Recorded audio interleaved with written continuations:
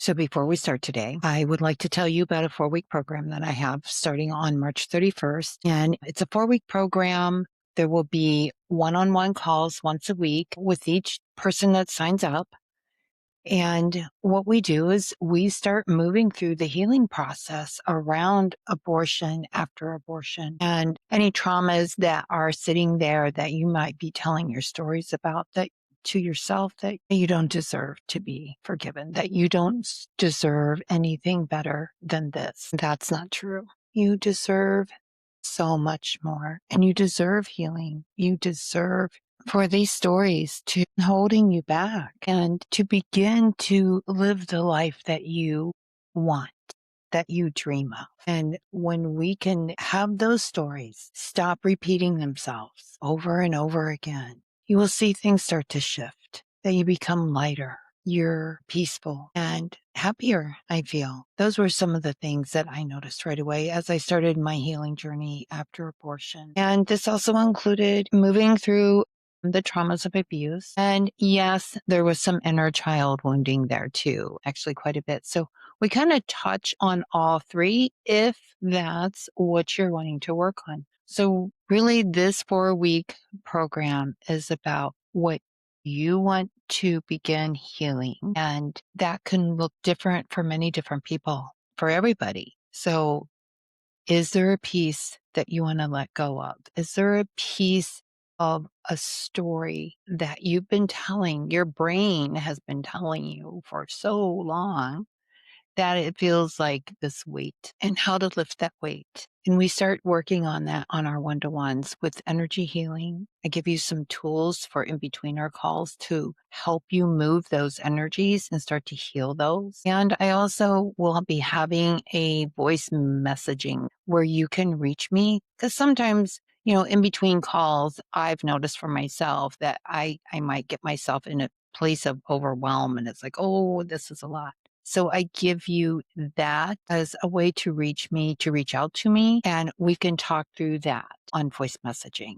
And this is absolutely free for the 4 weeks. And what do I ask for back? I ask for your testimony, and I ask for your feedback. Your feedback is so important to me. I give you the tools for that. I will drop a link for the sign up in the show notes. And if you're still, a little bit curious, I will add my email and my social media handles, and you can check me out through there. You can DM me. I will answer you, or you send me an email if you have any questions. So that's that. And next this is about after abortion traumas. This is about healing those traumas. This show is also, we touch on abuse, and I'm starting to touch more and more on the inner child wounding. What I have found in my life is that they were very much intertwined.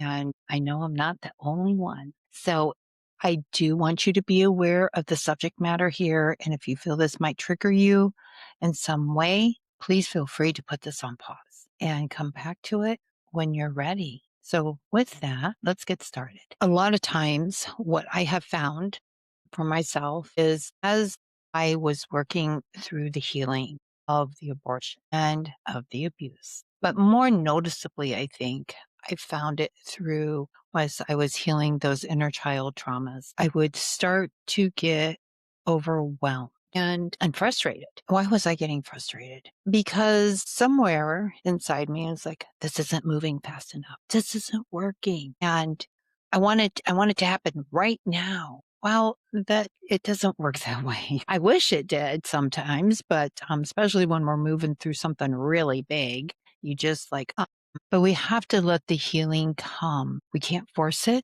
And when we get frustrated with it, that's a form of forcing, I have found for myself. And healing is not something we can force. It has to come when you are ready. And a lot of times we're not sure if we're really, really ready. There's kind of maybe some doubt, but yet you're tired of the way things are and you want the change.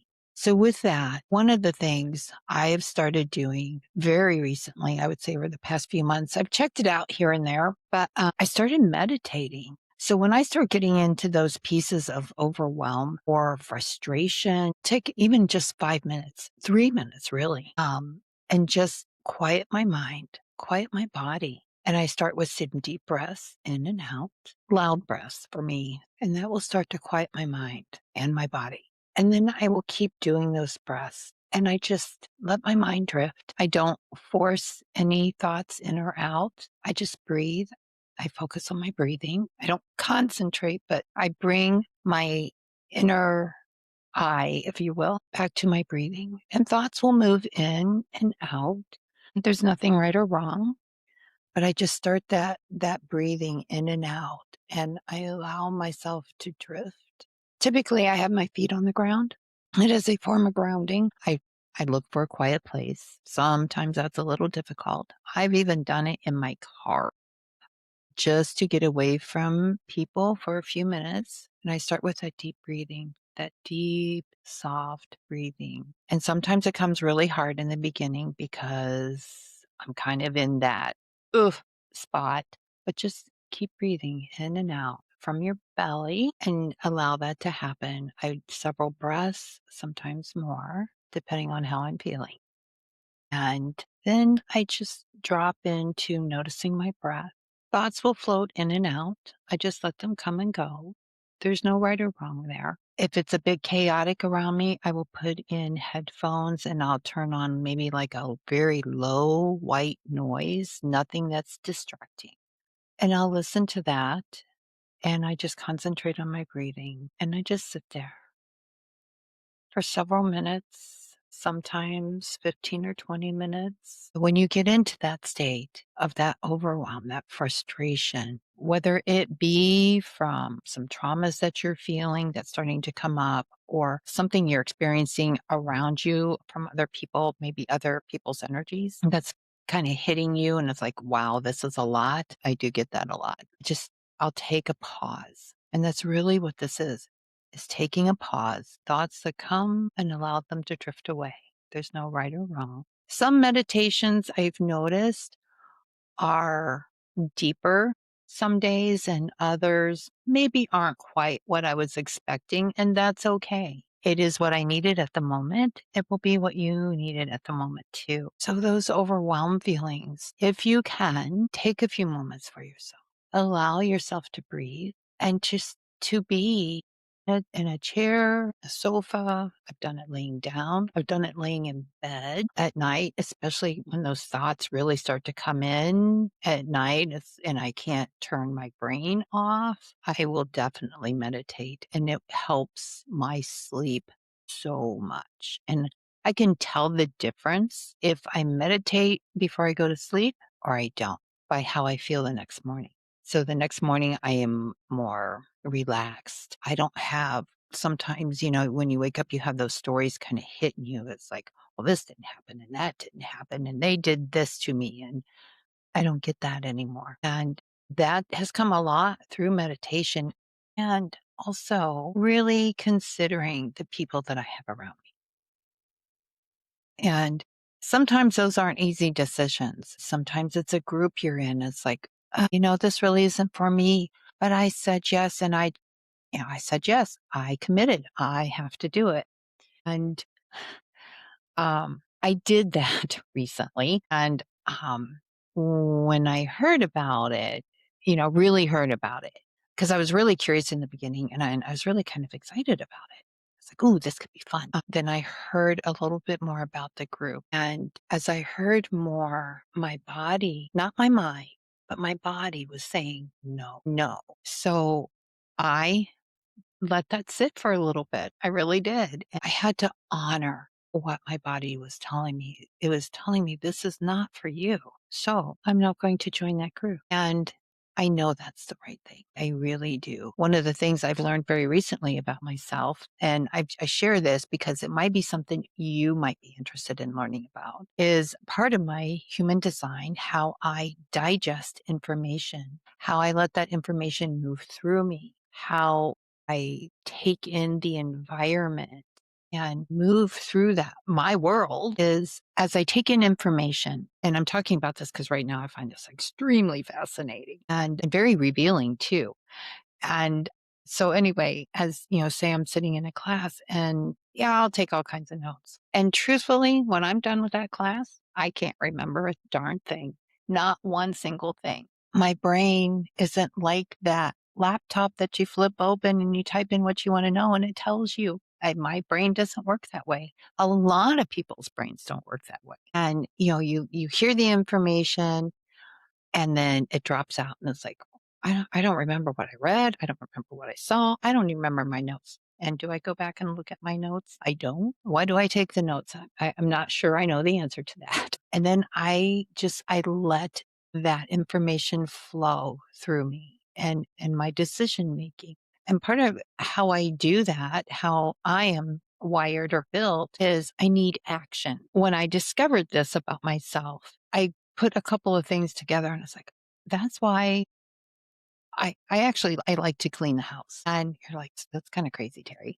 But some people like to clean the house. But for me, it's part of my grounding process. But that mindless action, if you will, allows everything that I took in to move through me. And you're like, well, that seems a little out there, Terry. But for me, that's how I'm wired. That's how I'm wired. And I never understood it until recently. And then I started reflecting back. So when someone tells me something I really don't want to hear, or I'm in a class and I don't remember anything, or I take in information that is really upsetting for me. It just kind of throws my world. I've been known to clean the house, go outside, work in the yard, something to move my body and to work through that. And that is a lot of grounding and it's a lot of me processing the information that I took in. And then once I go through that whole flow, I can come to a decision of what I want to do. Everyone's got a different configuration. Some are very similar, but how we move through it might look a little different. And that's all part of human design. And I'm starting to talk a little bit more about human design because the traumas that we go through, the wounding that we have, when we take a look at your human design, we can discover clues of why and how you be and to help you move through that even more. It's not it's not a labeling system or it's not meant to be. I've known people that do that. That's not my stand. I found out about who and how I am and then I started to experiment with it. What works for me and what doesn't. And it also brought about more healing, more understanding, more acceptance of myself. So those are some pieces that we'll look at within that 4-week program too. It gives me clues of how to help you better. So anyway, back to this meditation. I would urge you to try. I would love to hear your method of meditation. Everyone has a different method. And when I really started diving into this, I was looking on YouTube all around and it's like, holy cow, there's a ton of stuff. So I would listen to different bits and pieces of meditations from everybody over the months. And then I have taken, maybe a bit over here and a bit over here and a bit over here. And I've played with it and combined it to something that works for me.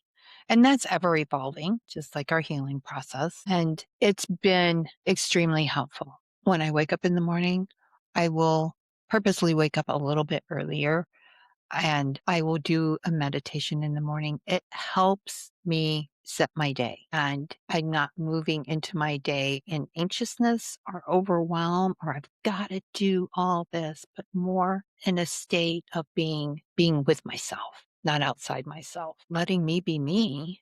And that's okay. And that's what we're supposed to do. Sometimes that's like, how do I do that?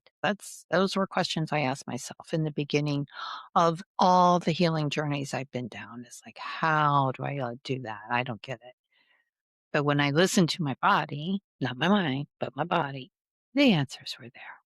They've always been there. If we ask the questions and we get out of our heads and listen to our hearts, listen to our gut, listen to our spleen, those hits of yes, no, and expansion, those are our answers. And you may have some doubts around this, and that's okay. I would challenge you to take the doubts and turn them into curiosities, to ask questions. to try it. Says, I'm a very doubtful person in the beginning of things. It's like, what?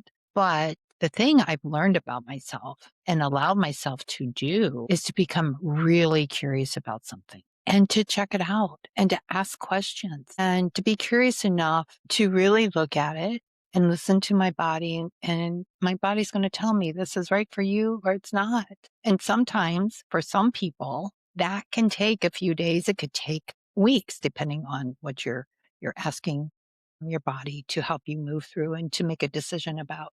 And that's more and more around human design. And if you're curious about that, we can definitely talk. So I feel like, gosh, it's been a lot of different pieces today. We did talk about, abortion recovery, abuse, inner child wounding, meditation can help all of those things. And then I invite you to sign up for the 4-week program. It is free. And your investment, I'm asking for your feedback of how to make it better and a testimony. So I will drop the sign up in the show notes. I will put my social media handles in the show notes. I will also put my email in the show notes. If you have any questions, please feel free to reach out. I would love to hear from you. Subscribe, share this, comment below your thoughts on this, and we will talk next week.